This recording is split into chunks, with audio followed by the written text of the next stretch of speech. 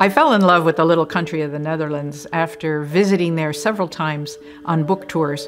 My books are published in Dutch, and my publisher over there has very kindly invited me over to meet my readers and learn a little bit about their country. And there's so much more to it than tulips and wooden shoes and windmills. Chasing Shadows takes place in the Netherlands during World War II, and it was inspired by a true story that many of you probably have read, The Hiding Place by the Dutch author Corrie ten Boom. I read this story years ago, and it had a profound effect on my faith, because even though I was raised in a Christian home, I wondered if my faith would have been as strong as hers to take the risks that she and her family took to hide the Jews and to take a stand against the Nazis. And I knew I wanted the kind of faith that she had. Chasing Shadows tells the story of three very different women: Lena de Vries, her daughter Ans de Vries, and Miriam Jacobs.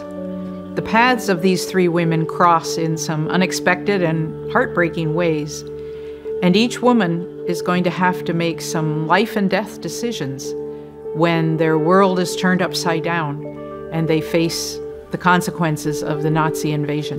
The interesting thing I found out was the Nazis considered the Dutch their Aryan brothers, and they had hoped that the Dutch would just, join the Third Reich and just go along with all of their practices and everything, but the Dutch didn't. What they didn't take into consideration was that the Dutch were a very devout, religious people. One of the things I hope that readers take away from this is to take a good look at their faith. And how strong is it?